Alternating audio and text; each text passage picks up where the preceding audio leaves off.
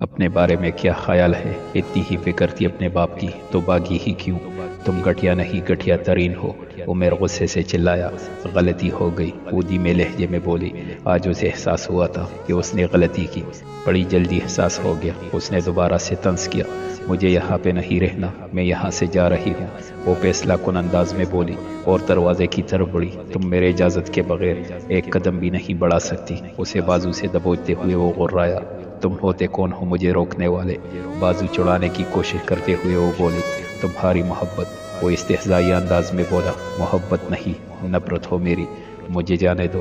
اس نے دوبارہ سے بازو چڑھانا چاہا، چلی جانا، پر میرا مقصد پورا کرنے کے بعد ہوش بھری نظروں سے اسے دیکھتے ہوئے وہ بولا، کیسا مقصد؟ وہ ہکلائی۔ عمیر کی نظریں اسے ڈرا رہی تھی، وہی جو اس دن تھا۔ وہ شیطانی مسکراہٹ چہرے پہ لاتے ہوئے بولا، تم نے وہ سب جان بوجھ کر کیا تھا؟ وہ تعجب انگیز لہجے میں بولی، تو اور کیا؟ وہ جواباً بولا، چٹاخ۔ ظاہرہ کا ہاتھ بے اختیار اٹھا، اسے خود سے گنا رہی تھی۔ اس نے اتنے گٹھیا انسان سے محبت کیوں کی؟ تمہاری اتنی ہمت کہ تم نے مجھ پہ ہاتھ اٹھایا؟ اس کا بازو مروڑ کے کمر کے ساتھ لگاتے ہوئے وہ غرایا، میں معافی مانگتی ہوں، پلیز مجھے جانے دو۔ درد کو برداشت کرتے ہوئے اس نے منت کی، چلی جانا، پر ابھی نہیں، جب میرا دل چاہے گا تب۔ وہ اس کے چہرے پہ رومال رکھتے ہوئے بولا۔ ظاہرہ کے چہرے پہ خوف کے سائے لہرائے۔ غنودگی میں جاتے ہوئے اس نے بچاؤ کی کوشش کی، پر اس کی ہر کوشش بیکار گئی تھی۔ اپنی ہی محبت کے ہاتھوں دوسری بار اس نے اپنی عزت کا جنازہ اٹھایا تھا۔ یہ کیا ہے عارفہ؟ زوار نے پتلی دال کو دیکھ کر کہا، سالن ہے اور کیا ہے؟ تنور سے لائی روٹی زوار کے سامنے رکھتے ہوئے وہ بولی، یہ اور کچھ ہو سکتا ہے پر سالن نہیں۔ پلیٹ پر دھکیلتے ہوئے وہ بولا، ایک تو آپ نخرے بہت کرتے ہیں، عارفہ نے کہا اور سالن کا ایک نوالا لگایا۔ دوسرے ہی لمحے اس نے نوالا منہ سے نکال دیا۔ دال کو تڑکا لگانا وہ بھول گئی تھی۔ زوار نے اسے ایسے دیکھا جیسے کہہ رہا ہو، اب کیا کہتی ہو؟ وہ لگتا ہے تڑکا لگانا بھول گئی۔ عارفہ سر کھجاتے ہوئے بولی، جیسے کل میرے کپڑے استری کرنا بھول گئی تھی۔ اس نے طنز کیا، اچھا تو پھر کیا ہو گیا؟ میں بھی انسان ہوں، تک جاتی ہوں۔ عارفہ منہ بنا کر بولی۔ زوار نے حیرت سے اپنی بیوی کو دیکھا، جو کچھ نہ کر کے بھی تک جاتی ہے۔ تم سارا دن کرتی کیا ہو؟ گھر اتنا گندا پڑا ہے، کپڑوں کا الگ ڈھیر لگا ہے، کھانا تمہیں بنانا نہیں آتا؟ زوار نے جرح کی، آپ کو اور اپنا ناشتہ بناتی ہوں، سارا دن آپ کے واپس لوٹنے کا انتظار کرتی ہوں، اور کیا کروں؟ وہ محبت بھرے لہجے میں بولی۔ زوار کو عارفہ کا یہ انداز ایک آنکھ نہیں بایا تھا۔ وہ چاہ کر بھی اپنے دل میں عارفہ کے لیے محبت پیدا نہ کر پایا تھا۔ وہ پروز چکر لگاتی ہے، تم ان سے کھانا بنانا تو سیکھ لو، اور گھر کی صفائی کرنا کوئی راکٹ سائنس نہیں ہے جو تمہیں وہ بھی نہ آئے۔ زوار سنجیدہ لہجے میں بولا۔ عارفہ جی بھر کے بدمزہ ہوئی، مجال ہے جو یہ شخص کوئی پیار بھری بات کر لے۔ سچی بات تو یہ ہے کہ مجھے گھر کے کام کرنا ذرا پسند نہیں۔ کل سے صفائی والی آ جائے گی اور کھانا پکانے والی بھی۔ عارفہ نے کہا، میرے پاس اتنی گنجائش نہیں ہے کہ میں دو ملازمہ رکھ سکوں، 1 مہینے کے اندر تم کھانا پکانا سیکھو۔ وہ حتمی لہجے میں بولا، آپ اس کی فکر نہ کریں، ملازمہ زیادہ پیسے نہیں لے گی۔ عارفہ نے اطمینان دلایا، کون اتنا عظیم ہے کہ گھر کی صفائی کے ساتھ ساتھ 3 وقت کا کھانا بھی بنا دے، وہ بھی کم پیسوں میں؟ وہ طنزی انداز میں گویا ہوا، آپ فکر نہ کریں، میں سنبھال لوں گی۔ وہ مسکرا کر بولی، ابھی تو پلیز اس دال کو سنبھال لو، بہت بھوک لگی ہے۔ وہ کھانے کی طرف اشارہ کرتے ہوئے بولا، سچ میں اتنی سستی ہو رہی ہے کہ کیا بتاؤں۔ آپ اس طرح کریں، میرے اور اپنے لیے پیزے کا آرڈر دے دیں، قسم سے بڑی طلب ہو رہی ہے۔ عارفہ میز پہ سر رکھتے ہوئے سستی سے بولی۔ زوار نے بڑی مشکل سے اپنا غصہ کنٹرول کیا۔ وہ پہلے والا زوار ہوتا تو 2 منٹ میں عارفہ کو سیدھا کر دیتا۔ اس کی آنکھ کھلی تو اس کا جوڑ جوڑ دکھ رہا تھا۔ اس نے تو زندگی میں ایک تھپڑ بھی نہیں کھایا تھا، اور یہاں پہ اس کے جسم اور روح دونوں کو پامال کیا جا رہا تھا۔ وہ دیوار سے ٹیک لگا کر بیٹھ گئی۔ ابا، وہ چلائی تھی۔ اسے ابا، زوار اور زینب تینوں شدت سے یاد آ رہے تھے، جن کی محبت کو اس نے پاؤں کی ٹوکر پہ رکھا تھا، اور آج وہ خود پاؤں کی ٹوکر بن گئی تھی۔ اپنا چہرہ اور بال نوچتے ہوئے وہ داڑے مار مار کر رو رہی تھی۔ میں عارفہ کے گھر جا کر کام نہیں کروں گی، زینب نے صاف لفظوں میں پوپو کو انکار کیا۔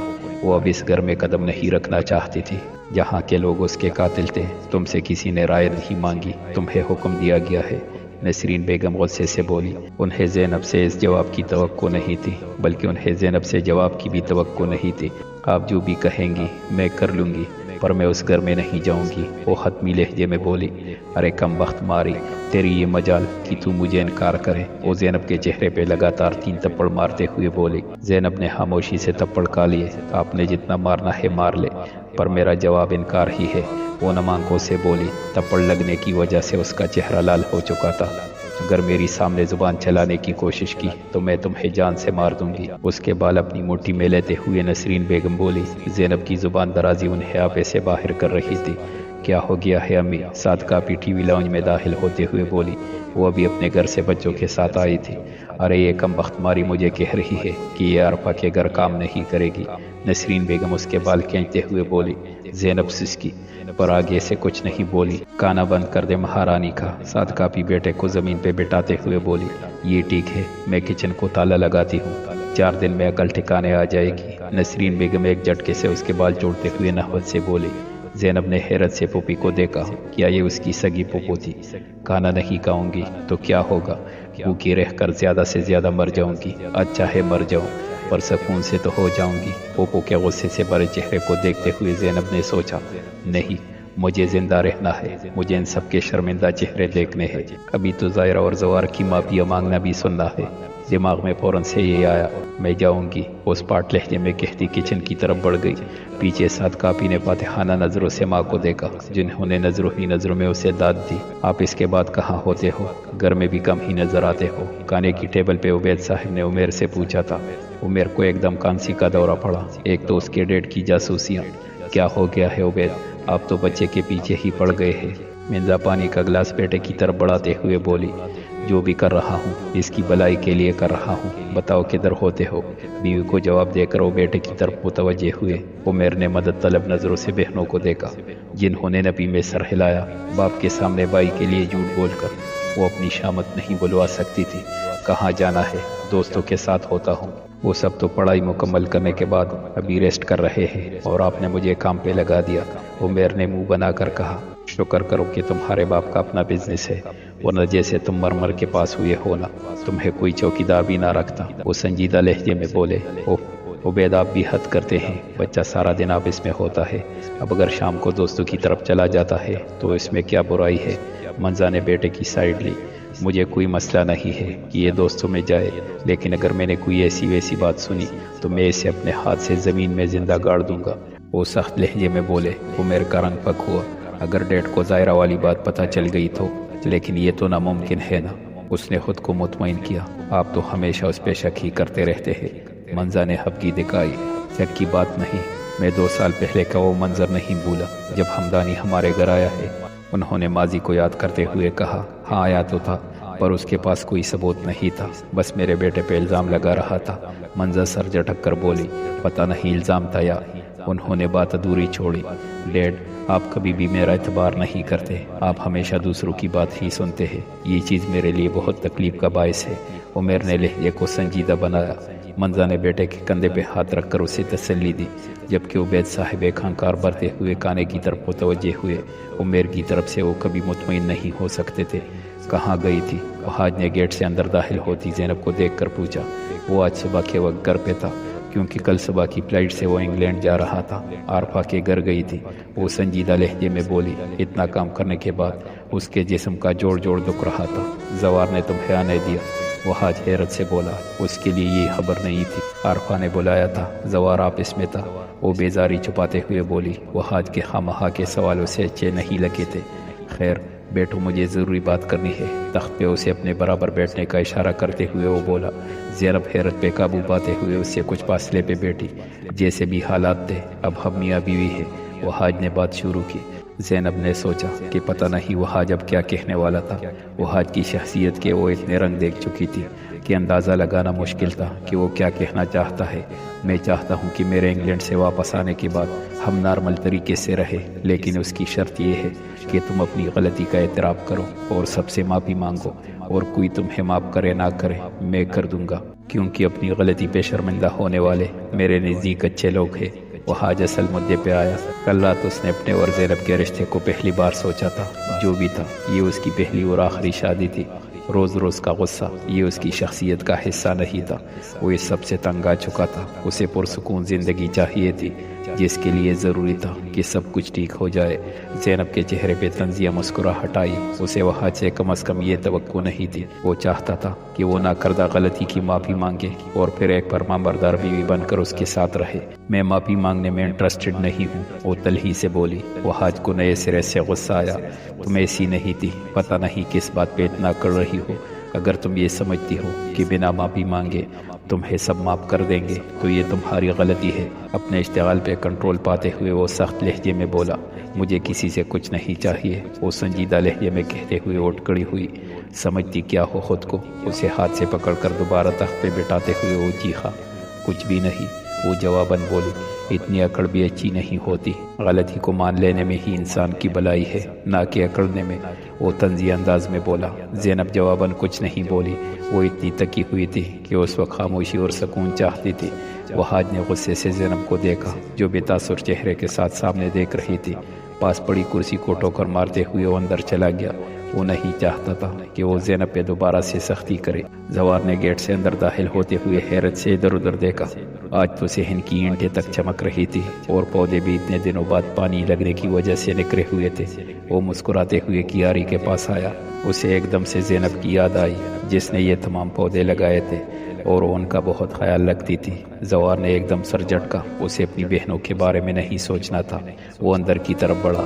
دائیں بائیں دیکھتے ہوئے اس کے چہرے پہ اتنے دنوں بعد مسکراہٹ آئی تھی۔ وجہ چمچماتا گر تھا۔ آ گئے آپ؟ تیار ہوئی عارفہ کمرے سے باہر نکلتے ہوئے بولی۔ ہاں، وہ مسکرا کر بولا۔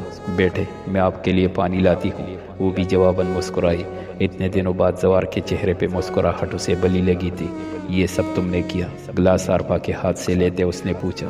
نہیں، ملازمہ نے کیا ہے، اس کے برابر میں بیٹھتے ہوئے عارفہ نے کہا۔ اوہ، مجھے لگا کہ تمہارا دل کام کرنے پہ راضی ہو گیا ہے، زوار نے افسوس سے سر ہلاتے ہوئے کہا۔ کیا ہو گیا ہے زوار؟ آپ کیوں چھوٹی چھوٹی باتوں پہ ناراض ہو جاتے ہیں؟ میں نے اگر ملازمہ رکھی ہے تو کیا قیامت آ گئی؟ عارفہ لاٹ سے بولی۔ کل وقتی ملازمہ نہیں افورڈ کر سکتا۔ اس کے لاٹ کو نظر انداز کرتے ہوئے وہ بولا، وہ گھر کے کام کرے گی اور ایک وقت کا کھانا بنائے گی بس، عارفہ نے کہا۔ اور 2 وقت کا کھانا تم بناؤ گی؟ وہ حیرت سے بولا۔ آملیٹ اور چائے مجھے آتی ہے، وہ ڈبل روٹی کے ساتھ کھا لیں گے۔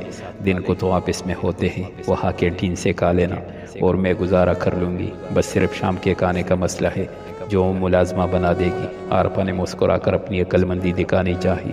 زوار نے حیرت سے اپنی بیوی کے جوڑ توڑ دیکھے۔ وہ اس کے سوا کر ہی کیا سکتا تھا؟ سب چھوڑو، بتاؤ کیسی لگ رہی ہو؟ کڑے ہو کر گول گول گھومتے اس نے پوچھا۔ اس کا دل ہوتا تو زوار کو آپ کہتی نہیں تو تم اچھی لگ رہی ہو، کہیں جا رہی ہو؟ اس کے تیز میک اپ سے سجے چہرے کو دیکھتے ہوئے وہ بولا۔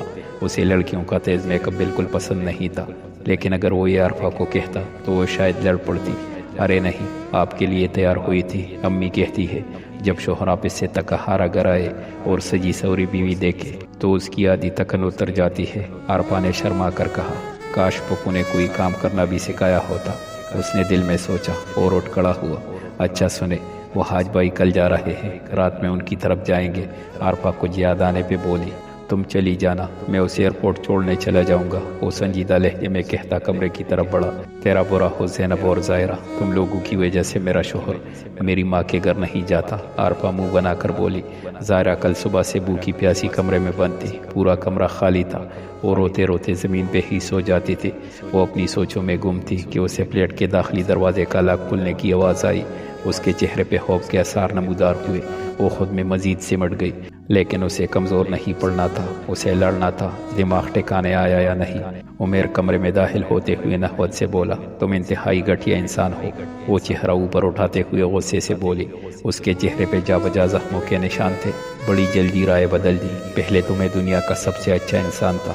پنجوں کے بل زمین پہ بیٹھ کے اس کا چہرہ دبوچتے ہوئے وہ استہزائی انداز میں بولا۔ اس نے فوراً اس کا ہاتھ پرے دھکیلا۔ ابھی بھی دم ہم باقی ہے۔ وہ اس کے چہرے کو غور سے دیکھ کر بولا، تم جانتے نہیں ہو ریپ کی کیا سزا ہے۔ اس نے ڈرانا چاہا، جو ہمارے ملک میں نہیں ملتی۔ وہ مذاق اڑانے والے انداز میں بولا۔ اس نے زور سے آنکھیں میچی، پتہ نہیں کب وہ اس زندان سے نکلے گی۔ وہ حاج امی کے کمرے میں انہیں ملنے کے لیے آیا تھا۔ فجر کے وقت اس کی فلائٹ تھی۔ امی کے کمرے میں داخل ہوتے ہوئے اس کی نظر زمین پہ سوئی زینب پہ پڑی، جو بستر کے بغیر ٹھنڈے فرش پہ چادر بچھائے سو رہی تھی۔ وہ حاج کو افسوس ہوا، کاش زینب اپنی غلطی مان لیتی۔ تو آج اس کی زندگی کچھ آسان ہوتی۔ دروازہ کھلنے کی آواز پر زینب نے سر اٹھا کر آنے والے کو دیکھا۔ وہ حاج کو دیکھ کر اس نے دوبارہ سے آنکھیں موند لی۔ امی میں جا رہا ہوں، وہ نسرین بیگم کا کندھا ہلاتے ہوئے بولا۔ نسرین بیگم ایک دم سے اٹھ بیٹھی۔ اللہ تعالیٰ تمہیں خیر خیریت سے منزل پہ پہنچائے، جاتے ساتھ ہی فون کر دینا ورنہ مجھے پریشانی ہوگی۔ وہ حاج کے سر پہ پیار کرتے ہوئے انہوں نے کہا، آپ بھی اپنا خیال رکھیے گا، بلڈ پریشر کی گولی یاد سے روز کھائیے گا۔ ماں کے ہاتھ پہ پیار کرتے ہوئے وہ بولا۔